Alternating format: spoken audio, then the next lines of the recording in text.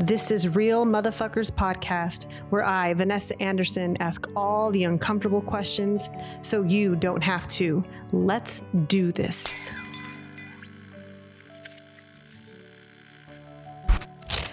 Going through the process of pregnancy for your own child can be beautiful, miserable, painful, and a roller coaster altogether. At the end of it, it's all worth it because you get to hold your child and have them with you. Well, my guest today goes through it all and then hands a baby to its parents after delivery. Her name is Kenedi Smith. She is a surrogate here to educate us all on the process and daily reality of being one. If she sounds familiar, you might have seen her on the Jennifer Hudson Show with her mother. Kenedi, I don't want to say anything more. I was going to actually say more about you, but I would like for you to say more about yourself as we get through this podcast today. So welcome, Kenedi, to the show. Thank you. Thank you so much for having me. It is truly, I'm excited to be here. And we were just talking right beforehand. I was a little nervous, but then my husband reminded me, he's like, you took on a Jennifer Hudson show. You're fine. Exactly. You can talk to other people. And I'm like, okay. I know. It's funny when I've been off the boat of podcasting for a while, I get a little jittery. Like I haven't recorded a podcast in a few weeks. And I'm like, woo, excited and nervous. So yeah, it just happens. It's like getting on stage again. Yeah. But no, I'm really excited to be here and talk with you. And I stalked you a bit and I'm like, your name is so fun. I love the podcast names. Thank you. It's something that's been, I've been told you should change it because you need sponsorship or people love it. So it's like, I got to stay true to my brand. Because it's real. Yeah. It is. It's real. It is. It is. So you can feel free to say cuss words in this podcast if you'd like, obviously. All right. Let's get started. I mean, I have been searching for a surrogate to be on. I had some that were on and then they went into labor, or it's just maybe they want more privacy, so are not open to talk about it. So, and I respect that. So thank you for being open to talk about this very intimate, very giving, selfless thing that you're doing for people. It's truly a gift for so many families that it changes their lives, forever. You're giving them something that no one else can truly give them. I know personally I couldn't do it. Like while going through this, I was like, could I do this? If I had a sister, would I do it for them? And I went through all the scenarios and I'm like, I don't know that I could do this. I don't know. Maybe if some relative asked, I might, but I would say I'm 80% no. So it takes a lot for someone to even say, I'm going to do this. So let's start right there. Can you please tell us a bit about yourself and what led you to become a surrogate?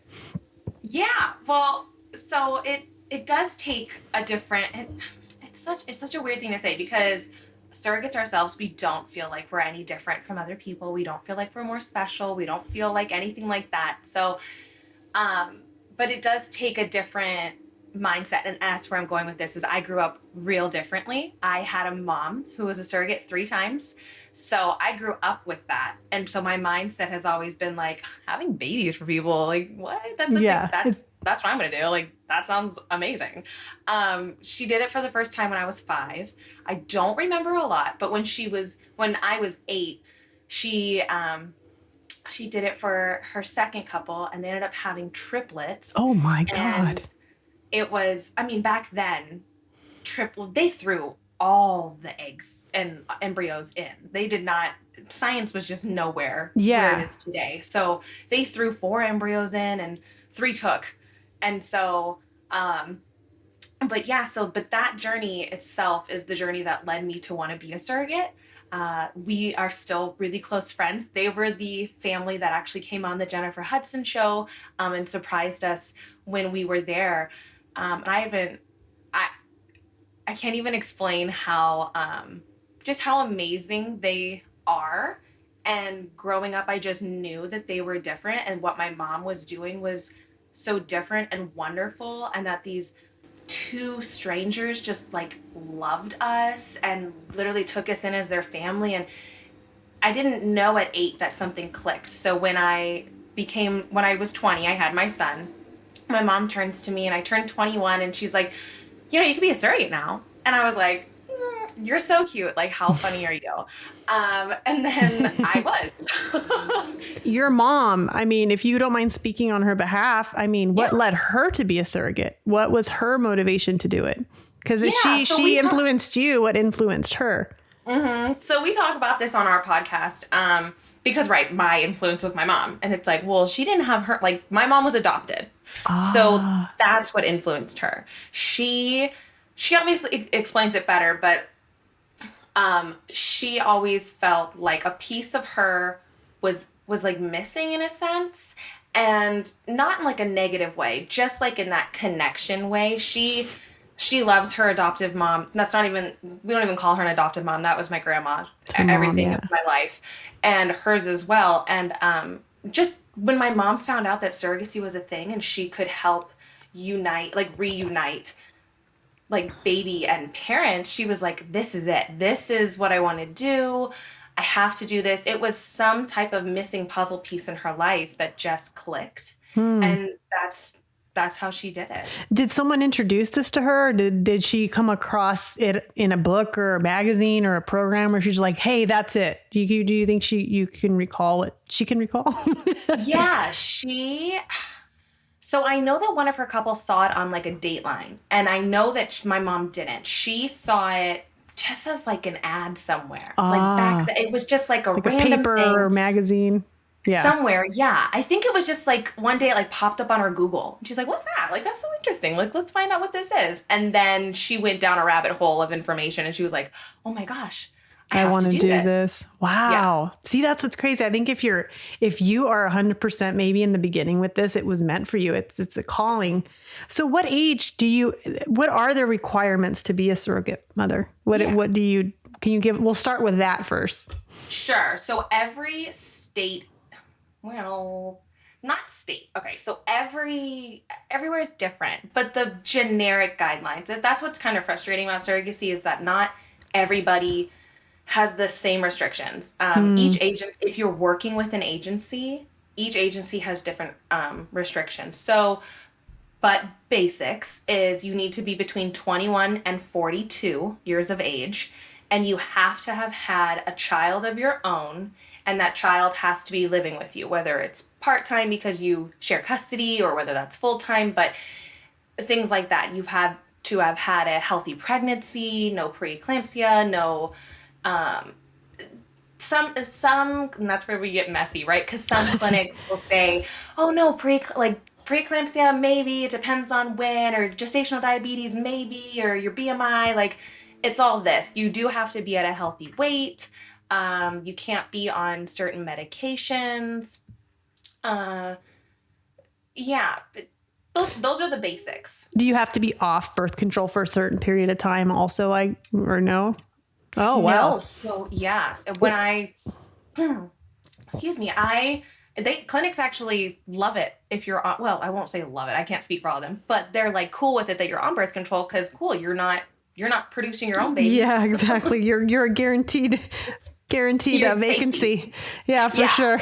Well, interesting. I would never have thought that you would have to have your own child and living with you either full-time or part-time. Does that have to do with the psychology of the steps of what comes? Is that the main reason? Okay. Yes, because they want, that, and they want to know that you can carry a pregnancy to term. Like that you can't, because if you're not doing this like a sister, right? If you're not doing this for your sister or for a family member, because there are certain circumstances where we won't even get into that. Well, let's get into it. There's certain circumstances like within family. If you're doing this for family, and like say I didn't have children and my sister was looking to have a child, I could help her. Yeah. But I couldn't help a stranger. Not in America. In the UK, yes. Okay. Yeah. Wow. It's different. It is different. Wow. Yeah. I mean, I guess a lot of things are different. So your mom motivated you to become one. And then you decided after you had your son that you were ready to go. Do you remember? Yeah. So how old were you, and how long after you had your son were you ready for this process? So I had my son when I was 20, and the next month I turned 21.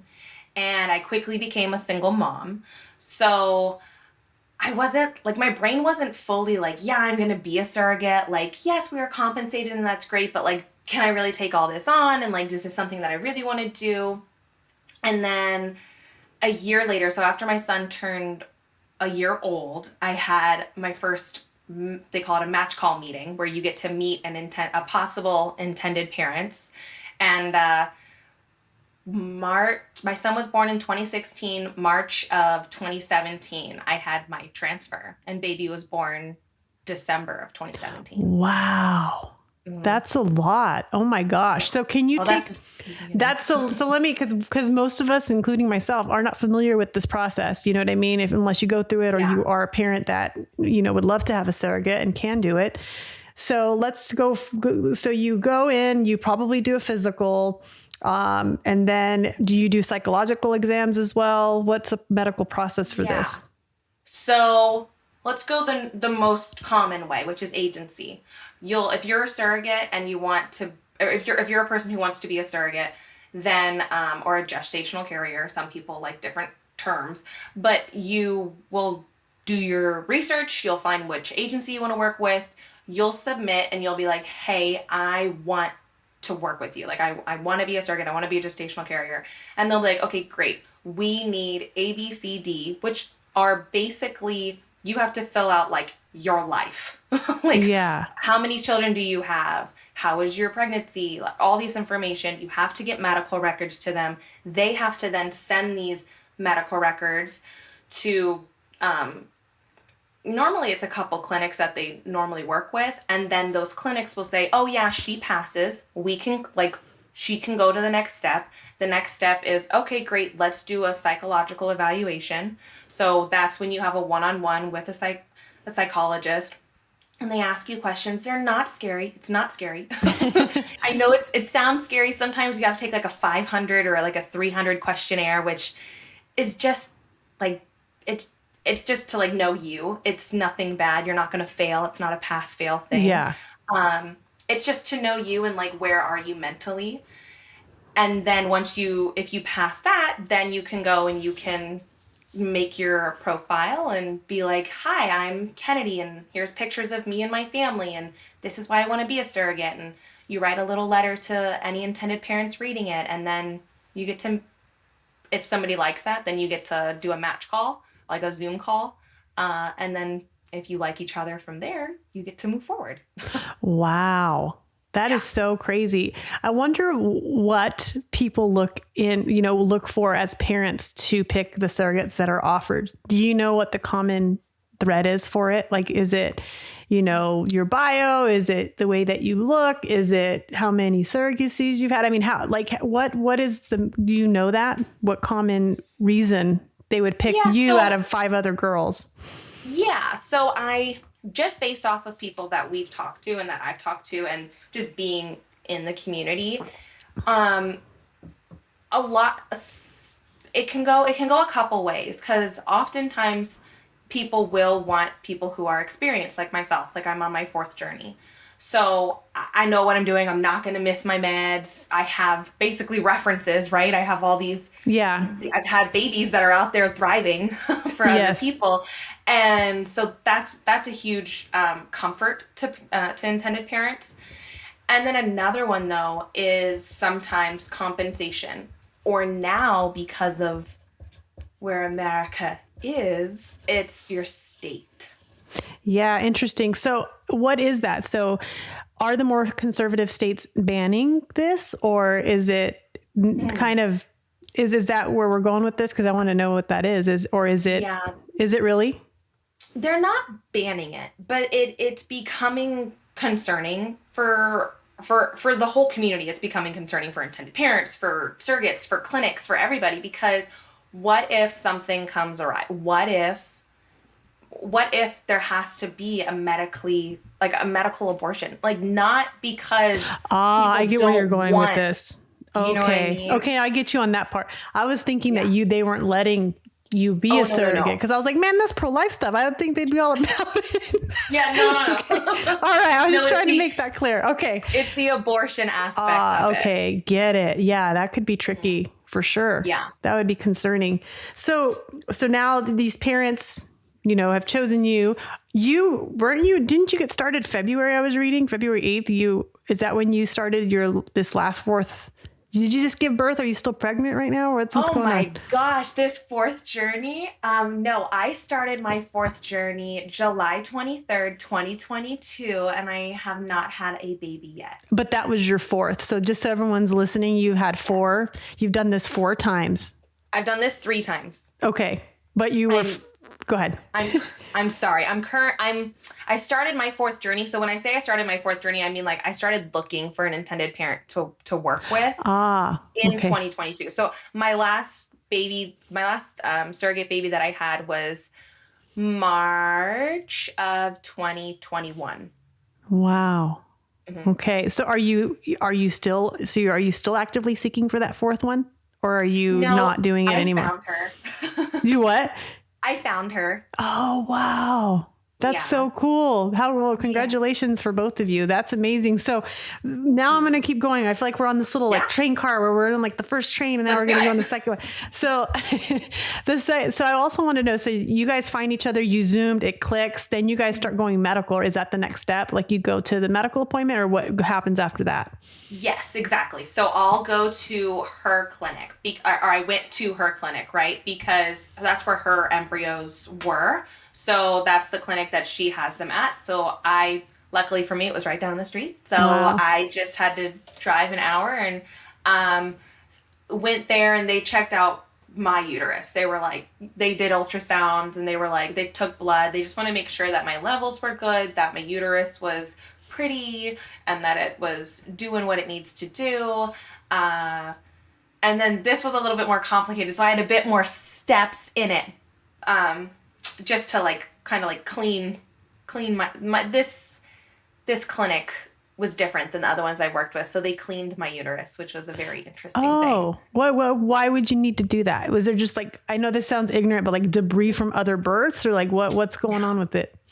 So usually yes, but no, this time it was because my intended mother had only 1 embryo left.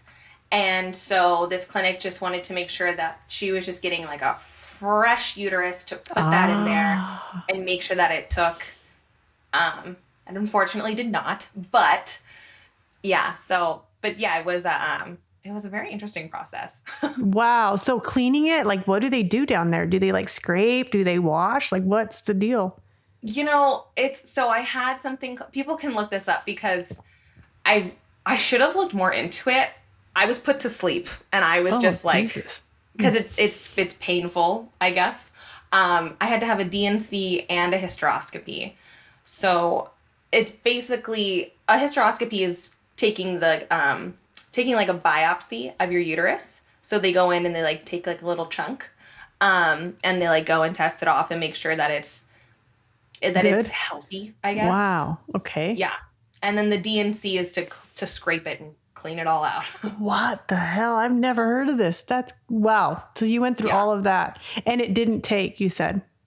It didn't take. Yeah, we had a transfer in May of 2024 of this year, and unfortunately it did not take. Oh man. I mean, that must have been an emotional experience for you and the woman that went through this with you.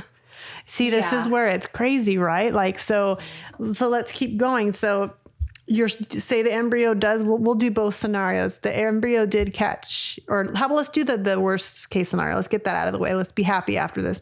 Sure. So it didn't happen. So then what's the relationship between you and the mother after that? I mean, do you guys meet? Is there counseling for both of you? Do you work through it together? Or is it kind of like a cold separate thing where you're not connected? Yeah. It's a great question. It's something that I actually haven't like dove into, and I really should, because we talk about that a lot, but I'm very, very lucky. I was very, very cautious on the person or the people I was going to match with this time, because my third journey was the most traumatic thing I've been through. So my intended mother is the best human ever, and it absolutely killed me. I hit a depression and a low, and no one knew that I was doing a transfer. My family didn't know. I didn't tell anybody. So, and I chose to do that. I didn't want all the pressure of other people being like, it's just one embryo. Oh my gosh. Oh, Like, yeah. you know? Yeah, fair game. But to answer your question, it really comes down to picking the right intended parent or surrogate. We have a good relationship. She's very cautious in I can tell she's cautious in getting close, and I would be too, because there's so much. She's been through a lot, and as have I. And so we are keeping up with each other monthly, even now, because we're still seeing if we're going to move forward. But we definitely had our emotions separately. We let each other know and how we were each feeling when we found out the news. But then we kind of the summer hit, and we just let each other have our own space, respectfully. So there isn't anything offered in some agencies to help you guys through this? Or, some agencies, yes. And actually, my agency does offer it. It wasn't for you. Didn't take it. Okay. Yeah, there wasn't anything that anybody could say to me to make me feel better. I'm in the community, and the people that got me through it were the girls in the community. They were way more helpful to me than a psychologist. That's what I'm figuring out with this podcast is if you surround yourself with people who truly understand your experience, they're the ones that you can cry to because they know exactly the pain you're feeling. And also they can also help you with the recovery, knowing what it takes to do that. Yeah. So that's great that you found that. And I'm so sorry that you went through that as well. And the mother, that's hard. Yeah. So I'm like this nosy person. Okay. So, because this is so fascinating. So then again, you picked the pregnancy or the surrogacy before this. You mentioned that it was not good, Yeah. and I want to go to all the good ones. Okay. So what made it not good? What made that one not good? Like, what can you say anything about it? We're not mentioning names or anything, but what can you say about it that was not good? To maybe have red flags for people who are going to do this, if there were any. Yes. So I have to preface it like this because if I pause a lot while I talk, it's because I have to be very careful in what I say for legal reasons. I understand that. That's why I'm even careful answering this or asking this and having you answer it. No, that's totally fine. I even did a whole podcast on it where on ours, and I was like, okay, here you go. Here are all the words that you can hear.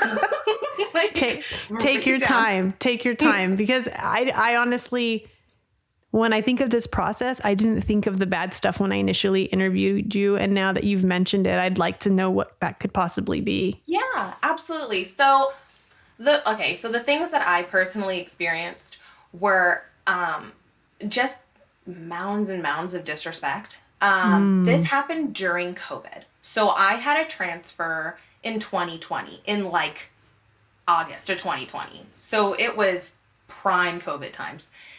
And me being a nobody, meaning I'm a surrogate, not a doctor, I couldn't control who was allowed into what doctor rooms. And ultimately, that's where the disrespect from the intended parents that I had came from. I was cornered outside of a doctor's appointment, not able to let go, lunged at, verbally abused. I got my lawyer involved. They got their lawyer involved. Threats were being made from their side. I went back to my contract and did the bare minimum. And that's something that I didn't want to do because I didn't get into surrogacy for this. That's my third journey. I have two great journeys beforehand. Still talk to them. This was a wild ride. And so the red flags that I should have noticed, a lot were with the agency that I was with at the time. I'm cautious to say this, but I really do believe it because it's happened to me. If an agency is the one to reach out to you saying, I have a great couple for you to work with, I take that as a personal red flag. Only because that's what this agency did. And now I'm like, and as I thought about it, I'm like, well, right. You chose me because you knew that I could hold my own and nobody else wanted to match with these people. Wow. So You know what I mean? Yeah, so it was that like, makes I sense. had already worked with this agency before, so they already knew that I could get Get it what needed done. to And get done. yes. Yeah. Wow. So that was a red flag. This couple, so my first two couples lived overseas. They lived in different countries. This couple lived 15 minutes from me. Ooh, okay. So not that that's a bad thing. I really thought that that was going to be awesome. I was like, great. Like you could, I've never had a couple go on a journey with me. Like this would be so fun. But it became very much overbearing and very toxic and controlling. And it became very apparent that I was bought and I'm not a person. I'm a person. Like you can't buy me. So you were like a tool to them, not a person. You were exactly. okay. Yes. Okay. Yes. That's how this went. And then it kind of just got crazy. It's all that and then just like throw it in a box and blow it up. It was just very hard to negotiate or to navigate and figure out like what did I do? I can't control like again, I couldn't control who came into the rooms at the doctor's offices. Yeah, and they didn't understand that was not you. Right. And they were very much like, well, like you're keeping the baby from us. No, I don't want your baby. I have one and I've done this twice. Trust me when I say I don't do this to have a baby for myself. Sounded like they were fearful of that. And it's not like that could really happen, right? I mean, you can clarify with me legally, you do hand that kid over, or that baby over when it's born. Like there's no way you could keep it unless you did something very criminal and had the baby and like ran away. It's like, that's their baby. Yeah. It's not surrogates don't keep the baby. That's not part of it. Even if a surrogate wanted to, which they never, ever, ever, ever, ever do. I've never heard of a story like that. But it's not even legally possible. There are so many steps to take place. But it was just a very, you said I could cuss. It was a mind fuck. I bet it was. I bet it. And I journey. bet. And how sad for you carrying their child and having these feelings, because you're supposed to have, good energy when you're pregnant as much as possible, so that they're doing that to their kid. So I bet you, go ahead. So I was going to say, it's interesting that you say that. So I'll just let you know how much stress I was under. I had that baby at 36 weeks and 5 days. Wow. Because of, my doctor said I had stress-induced diabetes, but he couldn't prove it because I was right at the end. So he's like, but I know this whole story and how it is. Yeah. You're going this is not healthy. And then once that was relayed to the intended parents, they didn't believe it, and baby was born about 2 days later. Wow. So how was that process? I mean, what was when in the delivery room, did they have the same intensity, or do you feel like they were finally grateful? Was it? Oh gosh. Okay. So delivery day came. Yes, it's crazy. So delivery day came, but I was going to get NSTs, which are non-stress tests because of everything. And I was there and they were like, oh my gosh, you've lost weight. And I was like, yeah, I'm not eating. I'm stressed out, blah, blah, blah. And they're like, well, that's not good. And I was like, well, obviously. And then they're like, wait, hold on. You're contracting a lot. And I was like, is that what that pain is? Like, I've had babies and I was like, this is uncomfortable. I don't know what this is. And so I was 2 centimeters dilated. And so they were like, you're going upstairs now. And I was like, okay, great. So I go upstairs. They're like, yeah, no, we're going to admit you. And I was like, okay, well, we got to talk. And because of the toxic relationship and the mounds of disrespect that I got from their lawyer, even, who I refused to work with in this industry, I had, at one point, I had, what was it? I had 5 security guards. I had oh my God. The whole nursing staff came in. The whole nursing floor came in. The doctors that were on call came in. and like 5 security guards came in, and I let them know the whole situation. So the intended father, the one who cornered me literally into a car and lunged at me and wouldn't let me leave a conversation with him while I'm 8 weeks pregnant with his child. He was not, I was put under a VIP list, so my name was not to show up anywhere on the hospital. So that way they couldn't find me in the hospital. And the intended father was not allowed to be anywhere near me. Now, then I got a phone call while I'm in labor from my lawyer saying that their lawyer called and they have papers to sue me and take me for everything I have. Because I was in breach of contract, which I wasn't. But, and I can't exactly say why, but if you read the paper, I guess you could read it a couple different ways how something was written. And when I asked my lawyer, he said it was written the way I read it. That was before I signed it. So, now we're like 8 months down the road. Now they're saying it's something else. So long story short, their lawyer called my lawyer. My lawyer was like, Kenedi, you have to, you got to give them what they want or they're going to sue you. And I was like, you're out of your mind. And I was like, fine, make an addendum. We're petty now. I'm in labor and all you can think about is this thing. Like, I can't even, how dare you? So not even thinking about their kid at this moment and them, not me. And I was like, fine, write an addendum, make them sign it, and I will give them what they want. And he's like, their lawyer clocked out. She won't get back to me. She said she's done for the day. And I was like, it's 5:00 and I'm going to have a baby You're going to tonight. have their kid. Yeah. They want this addendum done tonight. And that lawyer clocked out. You don't clock out when you're a lawyer. That's not a thing. My sister is a lawyer. Like, this type of business, you don't. Yeah. No. With something this, this is a very time sensitive thing that's happening. Yes. I can imagine with that specifics.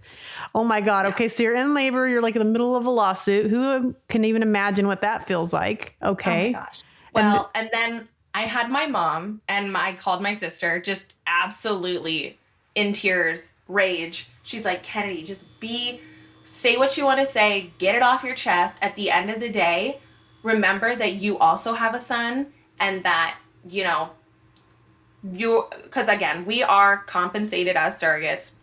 And I was a single mom. And my sister was just reminding me, like, you're helping families. I know that this is hard. This is not the journey that you wanted. But remember, you're also doing this for your son as well. So suck it up and deal with it. And I was like, okay. So I sucked it up. I had my security guards right there. And they got half of what they wanted. That was my compromise. Wow. That's so crazy. That is so crazy. My son is knocking at the window. Oh, you're good. Go ahead. 1 second. Better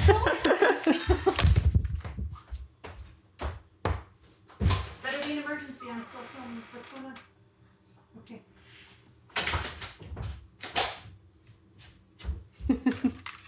All right. Thank you. I thought I said knock at it for emergencies and then it wasn't. Well, damn. Okay. When you gave birth to that kid, were you like relieved in a way, I bet, just to say, here, kid, you're going to your family and now I can go my separate ways. I know that sounds so cold-blooded, but that would be a tough one. Yeah, it was. It was definitely different than my other journeys. I have something that's put in my contract on every journey where I am allotted an hour alone, like just me and my family without the intended parents watching over us with that baby. And that's very, very, very controversial in the surrogacy world. But I think, because we talk about it so much, I think that it's becoming less controversial as more surrogates are putting it in there. And it's not to take away time from the parents. It's for closure. Like, it's literally for and for our children. My child knew this journey. He doesn't remember the other ones. He remembers this one because he was 1 when I started. And so he was 4 going on 5 when this one took place. Yeah. So I needed him to see what this was. This was it. This is why mommy did this. And so, but that journey, I ended up not taking it because, I wanted to be done. I was like, I'm good. Wow. So you didn't have to see them after you gave birth. The baby went to the parents. So the intended mother was there, and she thanked me. And it was a very genuine thank you. And it was an interesting emotional roller coaster. But it was nice. Then she went to a different room. They had her and her husband on the complete opposite wing of where I was. Jesus, they're like toxic chemical. My God. Yeah. And then we were escorted out with security on the day that I had to leave. Oh my God. I'm so sorry you had to go through something like this. For doing something like this for somebody else, this blows my mind. I would never think this would happen. This is crazy. And it doesn't. I want to say it doesn't. This I know.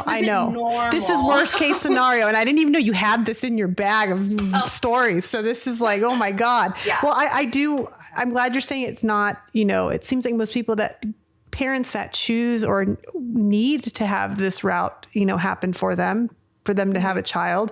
They're going into it with so much gratitude, right? It seems like that's the main emotion for going in and having that relationship. All right, let's put the bad stuff down the toilet. Let's go through the happy stuff. This is the good stuff. I had no idea you had that story. This is like crazy. Gosh, I'm so sorry. No, I mean, it's great in the sense that it took me by surprise. And I'm sure a lot of people, maybe that's somebody's worst, like you said, it's worst case scenario. It's rare, but maybe that's some of the fears that someone goes through on both sides of the party, maybe, of like, hope we get along. I hope, we can make this work, but. And you can avoid you can 100% avoid situations like this. Oh, hello.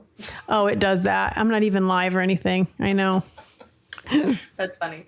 Yeah, but you can 100% avoid situations like this. And again, like I'm glad that this happened to me and not somebody else, because I could hold my own and I had my mom. So that's amazing that you have that support group. Well, okay, so let's go to the first two that were just like amazing for you. Let's uplift this. Yes, let's do it. let's get the cloud out of this. So you met your first two families. You said they were overseas. Is that why? Is it because they don't do this in their countries, or is it because? Yeah. Oh, interesting. So the first country was Shanghai, China.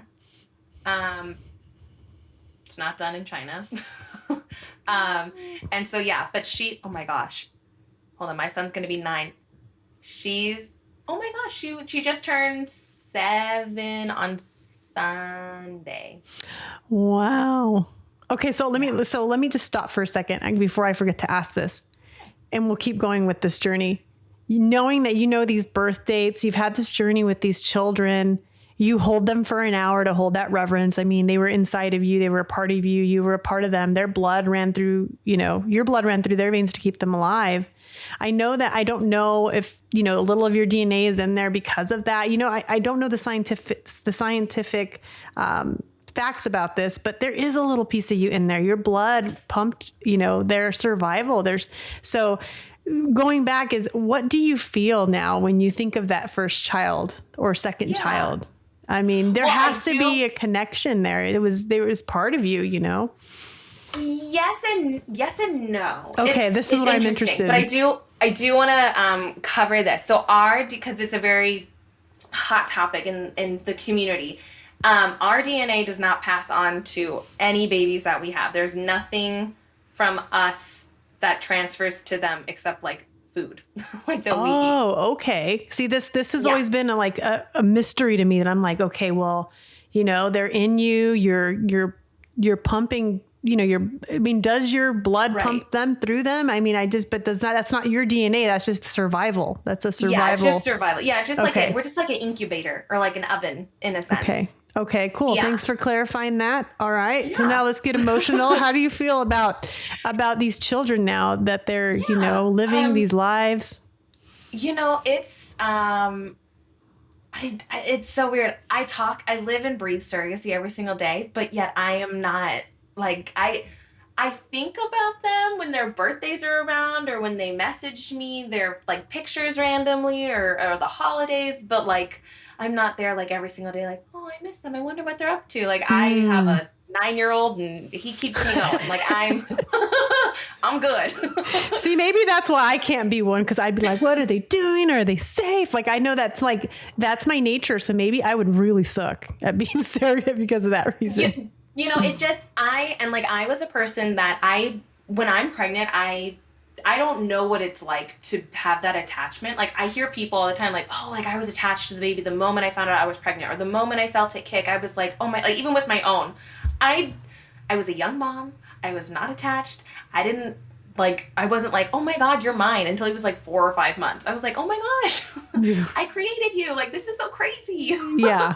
Yeah. So it's different for everybody then, because it could be that you do get attached. So is there you had a beautiful experience with these families. You chose each other. You got pregnant. They're overseas, so they weren't part of the medical stuff, right? Because they were away. Right. Yeah. My first couple, real quick, back to the attachment, because I'll say this.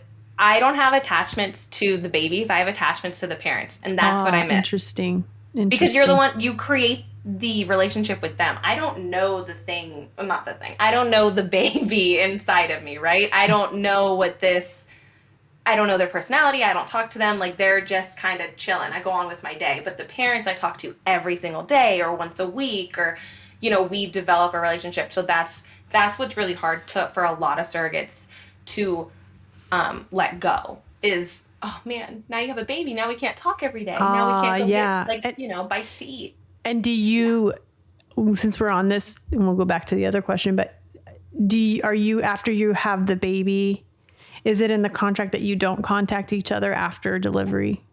You're done, or you can, if you guys choose to. Can.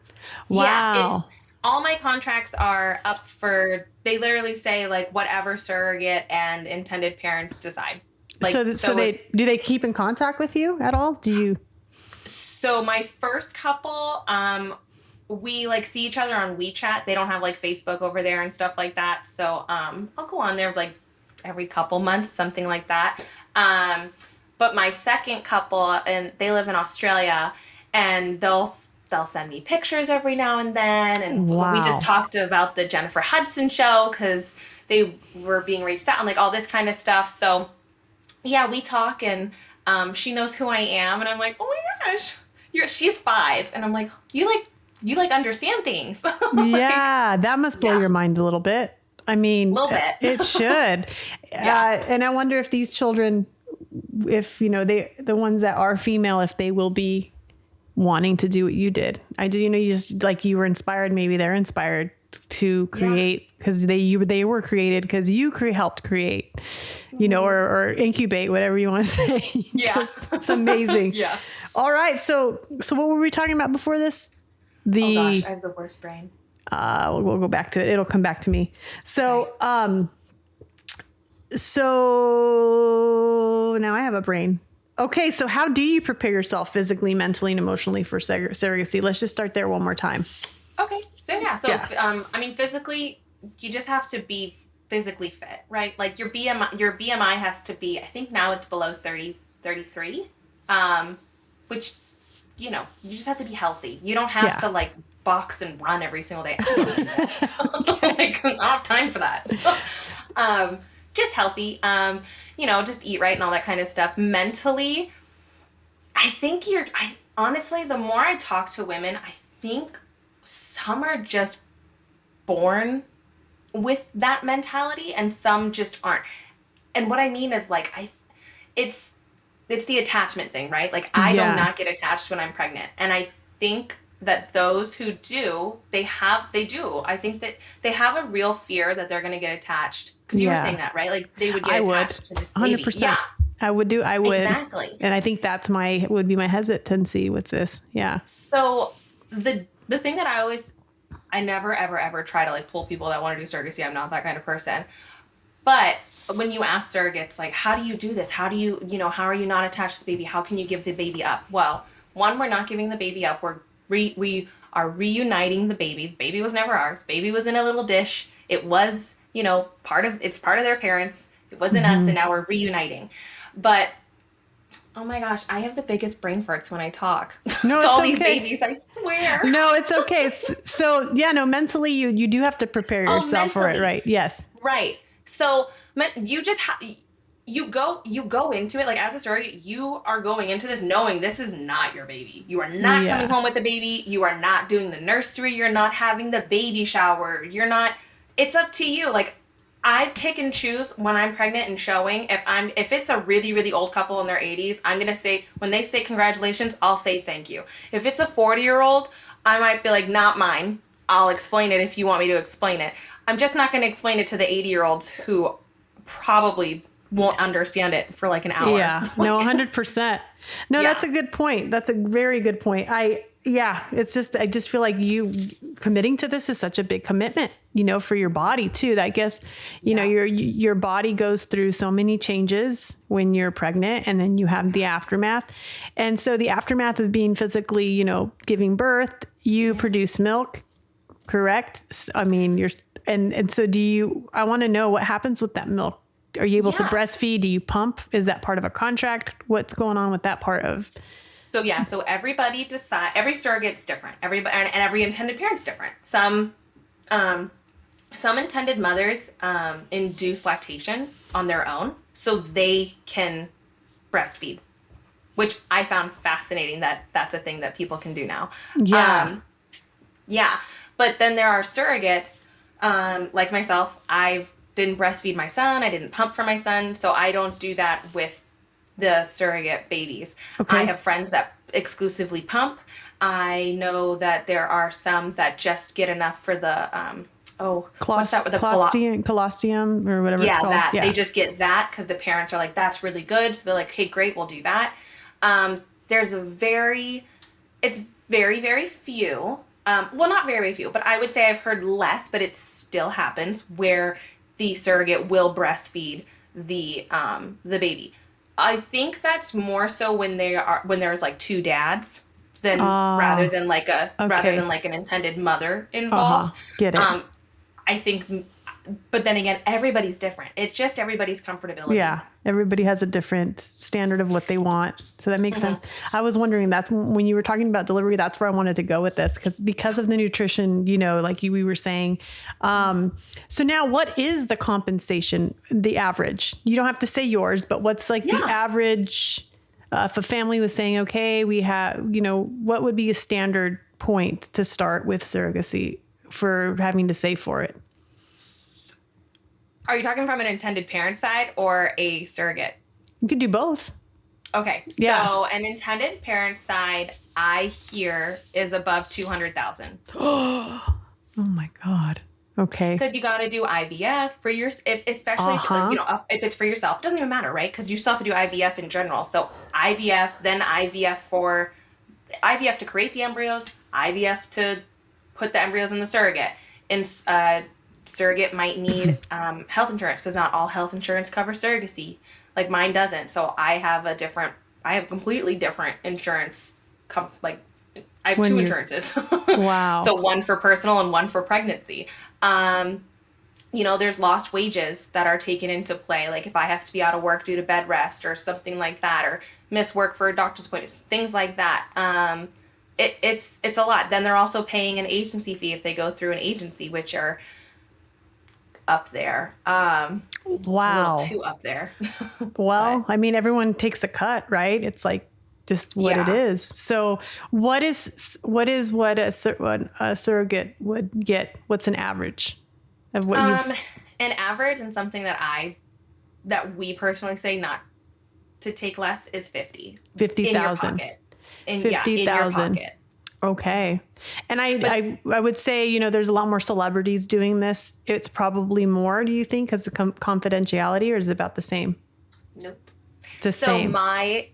So that does not matter. They do not have to pay more because of confidentiality. My third couple, the reason I have to be so careful is because I worked with they're called VIPs, but everybody's a very important person in this community. But yeah, so I worked with a confidential couple, and I mean, you saw how that went. So I was like, I don't need to do this again. Yeah. So wow. Yeah. Okay. Yes. My God. That's crazy. No, I that's a lot of money, but it's a life you're creating. So it's like, it's going to be more expensive when they come out. Oh, for real. So I want to kind of do a kind of a controversial question. It's saying, I feel like there's been a lot of celebrities choosing this that can have children. Do you think it's because it's for vanity, or is it because of their career, or both? What is your thoughts on this? You don't have to answer if you feel like it's going to be a controversial thing. Nope. All right, go for it. Topics. No, we have them all the time. No, So this is actually something that it was a big conversation for a hot minute in the community, especially when Khloe Kardashian did surrogacy, and the comments that were made by Candace Owen and Khloe Kardashian and Kim Kardashian and all that kind of stuff. All I can say is that because when all that came out, a lot of clinics came out speaking publicly in the sense of, and agencies, a lot of agencies and most clinics do not work with intended parents unless unless there's something that they can't, that causes them not to be able to carry. Mm-hmm. 2 men, yes. A single man, yes. A woman that has endometritis or can't get pregnant, like things that are like medical reasons that they can't carry. That is the majority. I would say 99%. That's what it is. So when it comes to celebrities, it seems like obviously like they're not putting their information out there to let people know why it's happening, right? Yeah. There's no like medical release. Yeah, no, because I listened to Paris Hilton's, and hers, from what it came through, is that she was nervous and scared of child labor, and that was her reason. But it could not be that either. But that's what I heard from her book, so I was kind of like, okay, there's another one that didn't do it. But who knows? I don't know if that's true. I don't know. But to me, I kept hearing all these stories, and I'm kind of like, I feel like my point of view is what you just said. This process is used for those who can't physically do it. And that's where my question is, do you think if her reason for not having a child herself is because she's scared of the process, the validity of that and the vanity of that, let's just be straight up. I mean, what are your feelings on that? And if you've heard that? Yeah. It's funny, when I was answering the question, in my head, I'm like, Paris, you're kind of messing this up for me right now because that is the only story that I've heard of. But again, I don't know. She could have some, just being in the community. There are so many people that I look at and I'm like, you look so healthy. That was in the beginning. And now I'm like, I get it. This is, well, down there, you never know. Like, you can't see down there for a woman, So, but if we're just taking it for face, right? It's, if that's it, maybe that's it. Maybe she's so fearful that she just can't. Maybe it's a psychological thing. It's interesting. It's not for me to judge. It's just an interesting phenomenon that's happening. If you have money and if you have that, it is that clout. But it's funny because surrogacy has always been there. I mean, my mom did this over 20 years ago. The triplets are 22. So it's just because surrogacy's always been there, and I've looked up what celebrities have used surrogacy, and so many I never ever knew. Dennis Quaid, like I was like, wait, what? Like all these random celebrities, because I'm like, I would have never put all these people in a basket and been like, yep, this one. Wow. So it's interesting that now everybody's more comfortable speaking about it. So it's making room, really, for the conversations to be had. I think that's a good thing, though. I think that's a healthy thing that's the whole point, right? So it shouldn't be something shameful. I think it's a great thing that's happening. So now I'm going to go back to a relationship status. So you having these children, if you are working other jobs or you have a relationship with somebody, an intimate relationship with somebody. I read this on your Instagram. It said that sometimes you have to be abstinent during this process, that it could be required to be abstinent. Yes.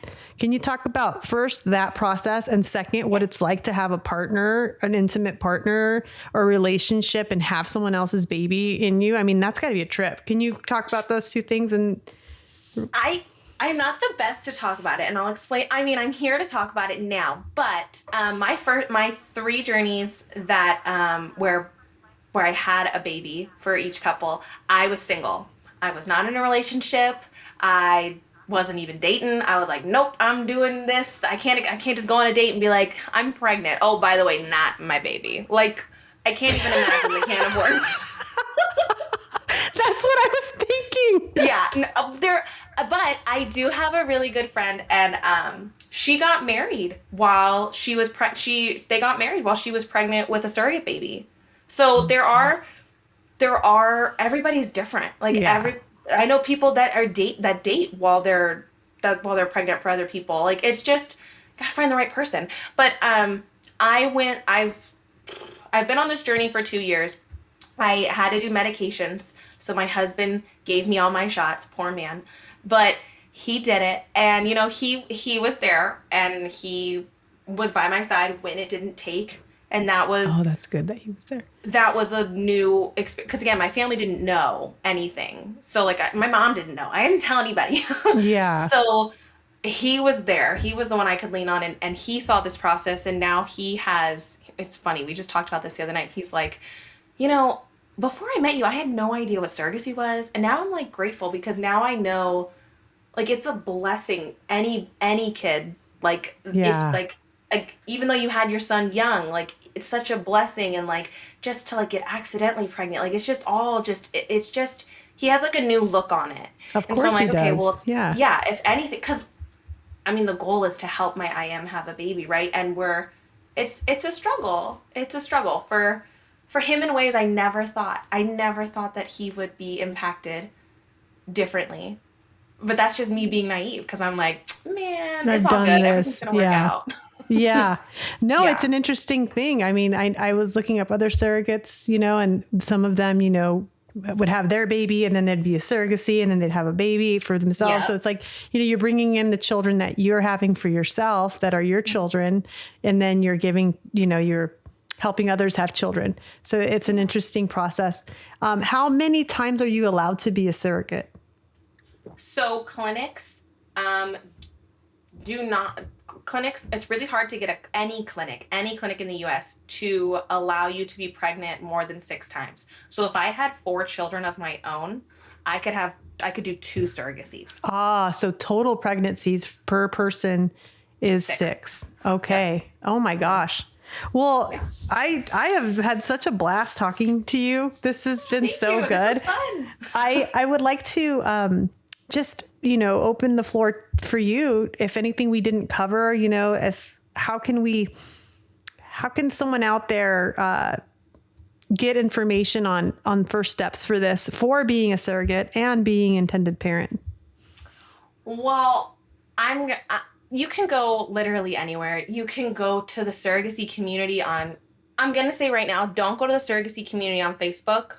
And if you talk to people in the community, they will tell you the same thing. People there are not nice. They're not informative. So go to Instagram. Okay. Go to TikTok. Follow us. Me and my mom do a podcast called Stop, Sit, Surrogate. We wrote a children's book to help kids that's moms or surrogates. So that way they understand the whole process. The kid in it is my kid. So yeah, it's, and we talk with intended parents, surrogates. We had the triplets on individually. So they're grown up. They were 20, 21 when we talked to them. So they give their perspective. We have doctors, lawyers, anything that you can think of in the industry. That's a great resource that you can think about is broken down, and they're about an hour to an hour and a half long. So you get a lot of information. Do your homework on this podcast. It's the Stop, Sit, Surrogate, right? Yes. Yes. I saw that. And I did see that you had your book, and I wanted to take a look at that. That's really great. And are you still doing every Sunday? We're trying to? new. Oh, yes. We're just taking a break right now. Yeah, I it's get the it. holidays. So we are back up in January, but we're probably going to go every other Sunday because we're working on some other things too. So we'll probably do twice a month, but we'll see. Well, keep me posted on that. And I just want to thank you for being on. And I ask before we get off, I ask all my guests on my podcast, regardless of topic, these last 3 questions, and they're intended to be answered in 1 minute or less. It can even be a word or a sentence. Sure. The first one is, what is the baggage you are working to unpack? So this refers to burdens you carry that may prevent you from moving forward, or negative thing you carry from your past, something you're working on. Oh gosh, something that I'm working on. I'm working on myself. Yeah.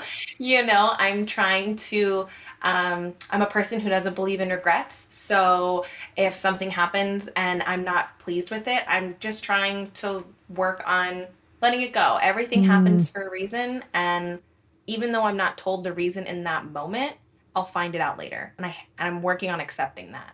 I think I am too. Thank you for saying that. I needed to hear that today. Thank you. What or who inspires you? Well, my son. That's such a corny answer. No, but I get true. it. That's great. Of course they do. They're the little versions of you doing their best, right? Oh my gosh, yes. Yeah. What has been your biggest lesson in life, and what have you taken away from it? My biggest lesson, oh gosh, okay. My biggest lesson has been a mom, but not for maybe for reasons that people think, but being a mom has taught me patience, has taught me respect, has taught me how to speak with people. It's just taught me, because I have to teach a little person how to do everything, and I don't do everything right. And it's so well said. It's coming back to me, and I'm like, oof, no, let's fix it together. You are so right. Yeah. That's so right. It's hard. Honestly, when you look at these, I'll put quotes around it. Gurus, they don't have children. Interesting. Think about everyone who's like Oprah Winfrey and all these like spiritual leaders. Very rarely do they have kids. I'm like, motherfucker, give me somebody who's got a kid that can be spiritually enlightened. Seriously though, that's a crazy thing. I never noticed that. I did, because I'm like, okay, I'm getting all this advice from this person, but they don't have a fucking kid knocking on the door while they're trying to get enlightened. Oh my gosh, you're so right. Yeah, throw a kid into that mix and then come back. And tell me how you can accept all of life. Middle finger to you. Oh my gosh. I know it sounds negative, but I still listen to those things. Don't get me wrong. But I started coming to this realization after I had a child. I'm like, I'm taking advice from somebody who doesn't have a child that's trying to enlighten me. So anyway. No, that's a trip now. I'm going to look at things so differently. Like, wait, what? Me too. I tainted it. I'm like, ugh. I looked behind the curtain. No, I still, like I said, I still appreciate it all. It's a different club. You know what I mean? Different, just like a surrogacy club. It's just a different club. But, well, I appreciate you being on today. Thank you for taking the time and saying yes to this such intimate topic. I really appreciate it. And please keep me posted anytime something new's coming your way. I'd love to help spread the word. Oh my gosh. Well, thank you so much for having me. This was so fun. I hope we can talk again. And you know what? I'll message you. I can send you our book. Oh, I would love that. Yeah. I would love that. And I could totally put it on my Instagram page. So thank you. Thank you. Everything will be on the show notes, all your contact when it's premiered. I'll give you a week in advance. Thumbs down. Look at this. So this is automated AI thing on Riverside.